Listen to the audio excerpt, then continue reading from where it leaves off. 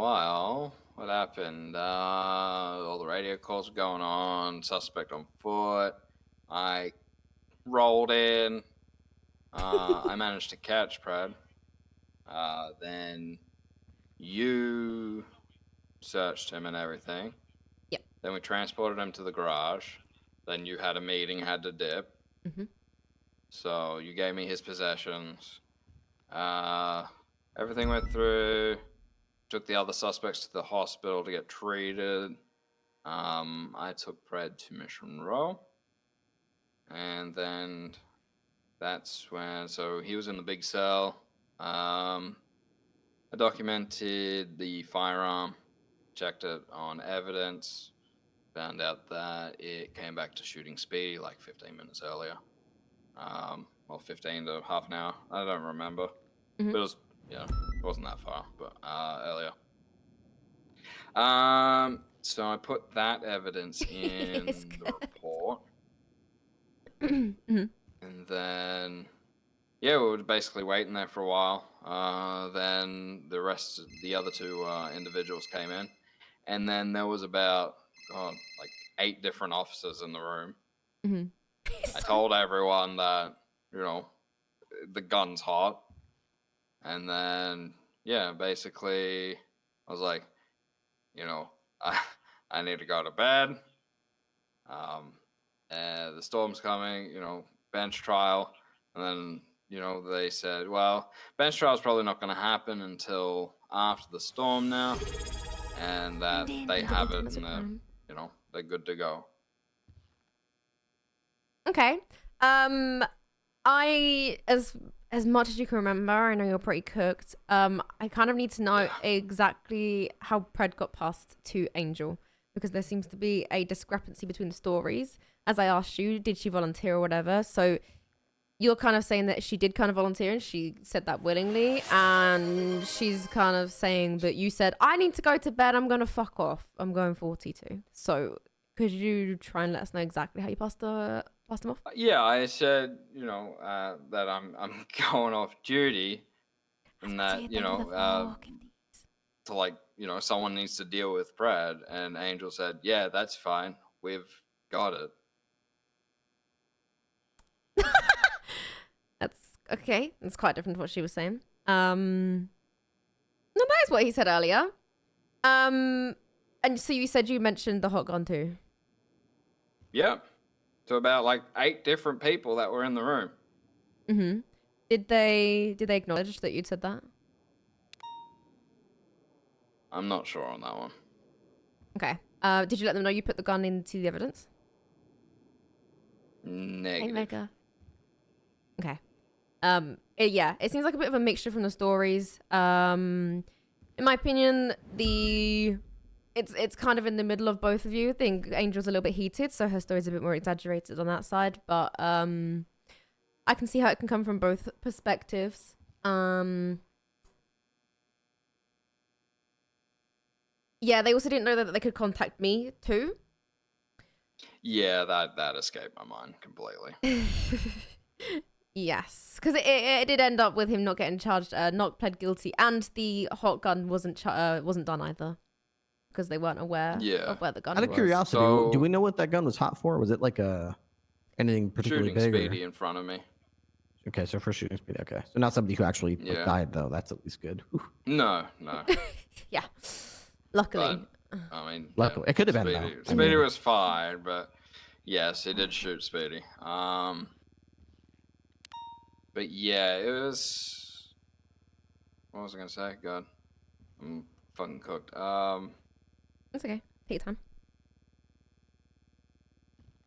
Did they not think to search the evidence? It's just it's. Oh right. So did it get thrown yeah. out just because we didn't have the picture of it in his possession? Yep, by the sounds. Actually, no. So what Angel had said. So Harvey said that. That's what Harvey said to me this morning. It was because it wasn't in his possession. Angel just said that they didn't even push that because they didn't know he had a gun until later. And then someone mentioned that he had a gun. It was in the report. Yeah. So someone had said later that he had a gun. And then because there was no charges for Pred before you went to sleep, she just put on whatever she thought made sense. And then he pled guilty to everything, and then he got charged. So Right, okay. Harvey's story is also different to Angel's story of whether they even tried to push the gun. And I don't think Harvey's on duty anymore, so I can't. Yeah, I can't double check with him. Yeah, Oh, he is I actually. don't He is. remember if I actually I'll call him in next. like assigned any charges to him or not. Yeah, Angel said that there was no charges on him. So yeah. Because yeah, like she was the one that saw everything as well. That's why I'm confused. Yes, it so from her perspective, she was very much like you said you were going to go 42, that you were just fucking off, and that was that, really. It just seems like it's kind of a bit of a mixture in the middle of things. Well, she's a bit heated because I was driving the Interceptors in white. What? Huh? What? Yeah, like half an hour ago she yelled at me. So she's probably angry still at that. Okay. That's okay. So The spoiler rush was a bit hated. But but no, yeah, I I get distinctly you. remember she said, you know, we've got this, it's okay. Okay, so I would have stayed otherwise. I didn't just fuck off. I can imagine that you would have. It does seem like you were a bit cooked. That you know you did forget a few things. Obviously, you're aware of that, right? Like you probably should have let them know. Oh, That, yeah. like I would have been there, or you could have called me, make sure I put my evidence in. If you'd known they were going bench trial, I didn't know because I'd already gone. And I couldn't come back after the storm. And Yeah, I did everything there's I like- could except for telling them that, you know, that you were the original processing person. Put the Yeah. evidence in the locker, assigned all the, you know, the serials on the report. And Yeah, it seems at this point Yeah. there's like three people telling three different stories, and I think it was a big breakdown of miscommunication. There was a lot of communication that wasn't had, and it's led to us not charging Pred for a bunch of things. And I don't think anyone should be punished for this. I think right now, because of the amount of communication, I think everyone did a little bit wrong, you know. Normally, if I didn't have to go, I wouldn't have left the scene. I never normally do. And then it could have been a bit easier in that scenario. You also could have made sure, you know, you could have searched him in the beginning and then made sure you said this thing. It's like just communication. So, yeah.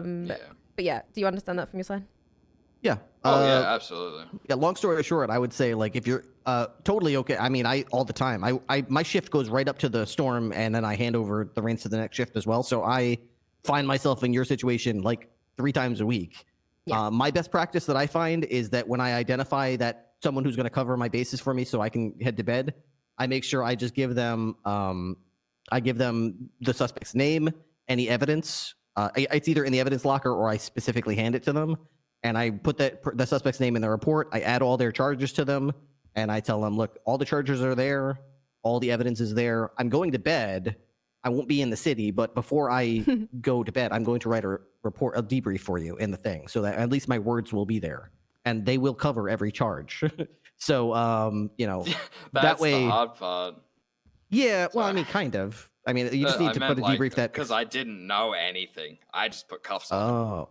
Oh, well, that is challenging. Yeah, somebody who's there has to provide a debrief. Then I didn't realize. From her description, I didn't realize that you just were going to the cuffs on. Oftentimes, that's the case. You can only really provide a debrief that explains the charges you personally witnessed. So that's all that you're really liable for. Other than that, it's up to them to communicate that to each other.